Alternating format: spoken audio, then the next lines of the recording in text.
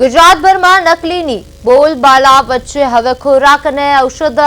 નિયમન તંત્ર દ્વારા અમદાવાદ સહિત ગુજરાતભરમાં હાર્ટ અને બ્લડ પ્રેશરની બનાવટી દવાઓ વેચતી સપ્લાય ચેનનો પર્દાફાશ કરવામાં આવ્યો છે। તંત્ર દ્વારા અમદાવાદ, સુરત, ભુજ, ભાવનગર અને નડિયાદની 30થી વધુ પેઢીઓ પર દરોડો પાડીને આશરે ₹1.70 લાખની કિંમતનો શંકાસ્પદ દવાનો જથ્થો જપ્ત કરવામાં આવ્યો છે। આ સમગ્ર કૌભાંડને તપાસ ચાલી રહી છે અને કેટલીક દવાઓ નકલી હોવાની આશંકા છે। તપાસ દરમિયાન પ્રખ્યાત કંપનીઓના નામે વેચાતી મહત્વની દવાઓનો જથ્થો શંકાસ્પદ મળી આવતા તેને પ્રતિબંધિત કરી લેબોરેટરી ટેસ્ટ માટે મોકલવામાં આવ્યો છે। ત્યારે સુરત શહેરમાં હવે મોટું દવા બજાર આવેલું છે, પરંતુ જ્યાં દવા બજારના એસોસિએશન કે કોઈ દવા વેચનારા મુદ્દે કશું પણ બોલવા તૈયાર નથી, ત્યારે ચોક્કસથી શંકા ઉપજાવે છે કે ક્યાંક બનાવટી નકલી દવાઓનું પણ વેચાણ થતું હોય તેવી શંકા ઉપજાવે છે। અને શંકાસ્પદે જે રીતનો જથ્થો મળ્યો છે ત્યારે સરકાર ગંભીરતા લઈને લોકોના આરોગ્ય સાથે જીવના જોખમ સાથે ચેડા થતા અટકાવે તે પણ એક જરૂરી બન્યું છે। ગુજરાતભરમાં નકલીની બોલબાલા વચ્ચે વધુ એકવાર હવે દવાની જે રીતે શંકાસ્પદ જે રીતે પર્દાફાશ કરવામાં આવ્યો છે અને ત્યારે જે રીતના વાત મળી રહી છે ને ખાસ કરીને જે રીતે ખોરાક અને ઔષધિ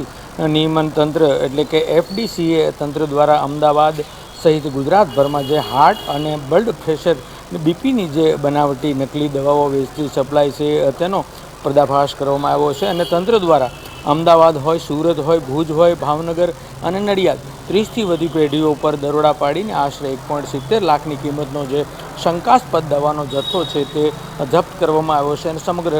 જે રીતનું હોંભાળ છે અને ખાસ કરીને મુખ્ય તપાસની વિગતો જે નકલી દવાની જે શંકા છે તે ઉપજાવે છે, ત્યારે પ્રખ્યાત કંપનીઓના નામે જે વેચાતી જે રીતની આખી શંકાસ્પદ જે મળી આવી છે અને પ્રતિબંધ કરી તેને લેબોરેટરી માટે ટેસ્ટ પણ મોકલવામાં આવી રહ્યો છે। ત્યારે મહત્ત્વની વાત છે કે જે પ્રકારેનો નકલી અનેક વસ્તુઓથી ગુજરાતભરમાં સામે આવી રહ્યો છે, ત્યારે વધુ એકવાર આ દવાને ખાસ કરીને જે રીતે હાર્ટ અને જે આ પ્રકારની લોકોની સ્વાસ્થ્ય સાથેની આ શંકાસ્પદ દવા ઉપજાવી એટલે ચોક્કસથી ક્યાંક ને ક્યાંક સીધા આરોગ્ય સાથે છેડા થવાના જે અથવા તો છેડા થઈ રહ્યા છે અને જેને કારણે લોકોમાં ગુજરાતભરના ગુજરાતીઓ માટે ચિંતામાં વધારો થયો છે। બીજી તરફ સત્તાવાર રીતે જે રીતે દવા ધારકો અને દવા સ્ટોલના જે એસોસિએશનના હોદ્દેદારો પણ આ મામલે જે પ્રકારેનો પર્દાફાશ અને જે રીતે શંકાસ્પદ દવાનો મળી આવી છે તેમાં સત્તાવાર હોદ્દેદારો પણ કશું કંઈ બોલવા તૈયાર નથી, એટલે ક્યાંક ને ક્યાંક જે રીતે જાય તો આખો વેપલો શંકાસ્પદ ભૂમિકા છે અને અત્યારે